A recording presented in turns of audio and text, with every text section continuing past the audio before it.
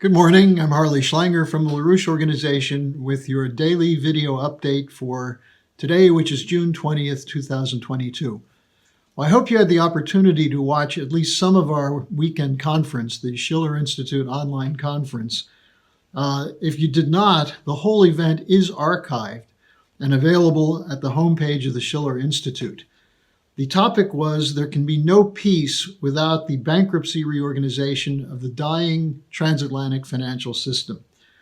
What was discussed was the establishment of a new security architecture and financial architecture based on the principles of the American system of economics, the traditions that are embedded in our constitutional process, and the importance of international cooperation to carry out this bankruptcy reorganization.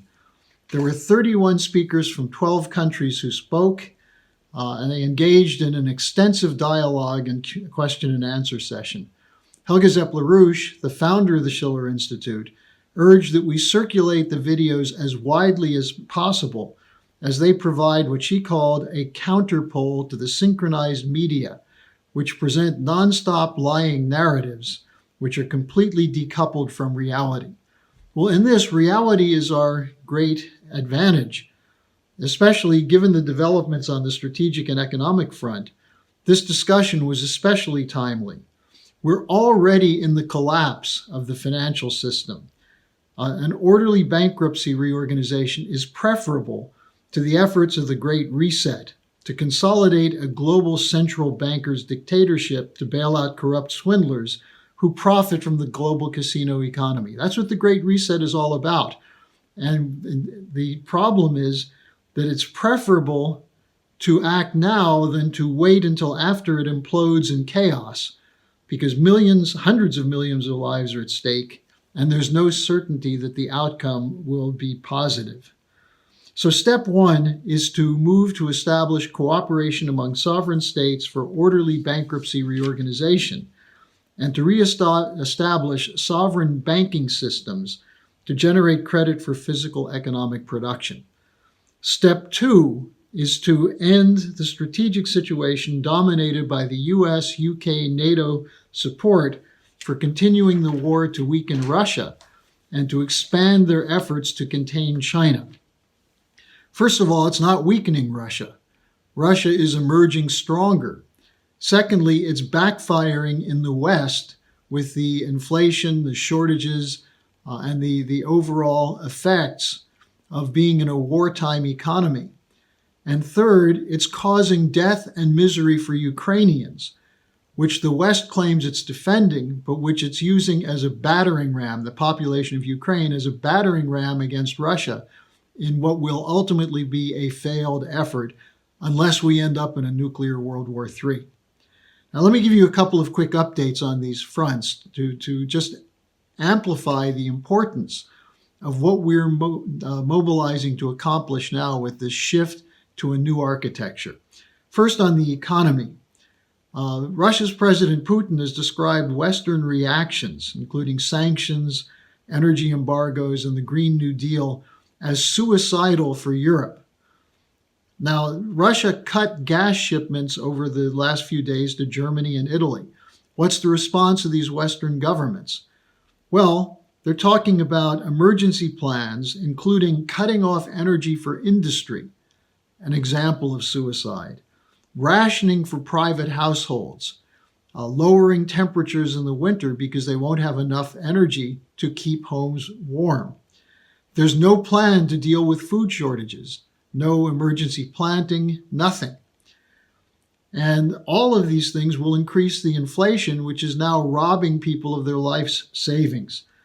Remember, inflation began long before the war. It was triggered by the economic and financial policies of Western governments, including quantitative easing, which is part of the Great Reset, and the Green New Deal. The central banks are adopting economic, financial, monetarist policies to protect the debt of the global speculators at the expense of families and small business and industry. Now, there are countermeasures to this. Over the weekend, there was the St. Petersburg Economic Forum. attended by 14,000 people from 79 countries. So the idea that Russia is isolated is completely exposed by the fact that many, many businesses went to St. Petersburg to sign deals and to hear what the plan is for the future. The topic was new opportunities in the new world. And there were $100 billion worth of deals consummated during the conference, including in energy, raw materials, and other areas. There's discussion going on within the Eurasian Economic Union about an alternative to the dollar system, and we'll have more on this as it develops in the coming weeks. As well, we'll have more tomorrow on what President Putin had to say in his speech as he addressed the conference about the potential of the emerging economy outside of the control of the Anglo-American bankers. Now, on the strategic, and by the way, let me just add one more point. There's a continuing revolt politically against the Anglo-American bankers system. In the elections yesterday in Colombia, a so-called leftist won the presidency as a rebellion against the so-called moderate candidate who was essentially a representative of the American influence in Ibero-America. So we'll have more on that as it develops. Now, on the US, UK, NATO push on the strategic side, they're continuing to insist that this war must be fought, even as doubts about an ultimate victory are surfacing. I'm going to give you two examples. One is that there was no public report of the private discussions that took place when German Chancellor Scholz, Italian Prime Minister Draghi, and French President Macron were in Kiev to meet with Zelensky.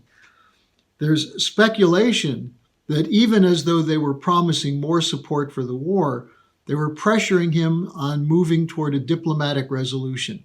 Again, we don't have a full report on that, but we'll see what happens over the next days. But a second example of the doubts emerging came from a May 31st roundtable discussion sponsored by the Council on Foreign Relations. And it was featuring a presentation by General Twitty, retired general, who's the former deputy commander of the U.S. European Command. He was clear. He said, Ukraine is losing. Ukraine cannot win this war. The Russians have too much firepower. He said the situation is worsening. And when someone suggested, well, we need more time, let the more weapons come in, see if that helps, he said, no, time is our enemy. It's time for diplomacy. Now, if a U.S. retired general of that stature is saying that at a public conference, you can imagine what's going on behind the scenes. Now, in spite of that, on June 29th and 30th, NATO is going to go ahead with its discussion about expansion, the question of Finland and Sweden, the question of a global NATO. It's their summit in Madrid, and the first topic will be what to do about, quote, Russian aggression, unquote, in Ukraine. The Secretary General of NATO, Stoltenberg, was saying, and leading into the conference, that this war could take years. He said, we must not stop supporting Ukraine, even if the costs are high. And he said, what's clear now is that Russia is no longer a partner. So no discussion with Russia, continue the war, continue the policy which is failing, and which, if NATO decides to try to intervene to turn the situation, could lead to a nuclear World War III. At the same time, they're going to discuss China, the global NATO. For the first time at the NATO summit, you'll have Australia, New Zealand, Japan, and South Korea. So the losing strategy is going to be pushed ahead, both on economic policy, with the Great Reset and the Green New Deal, and strategic policy. To defeat this global agenda, we have our work cut out for us, but we're gaining allies for this reorganization. We have to create a breakout against the war and the austerity narrative in the US and in Europe, but also from within the other captive nations of the Five Eyes, including Canada, Australia, New Zealand, and the United Kingdom. There's a lot of unhappiness even within the heart of the empire. And it's up to us to take bold actions, bold initiatives, to lay out the truth and to talk about solutions. So watch the conference to learn more about what you can do and join us to make sure we win this fight. Thanks, and I'll see you again tomorrow.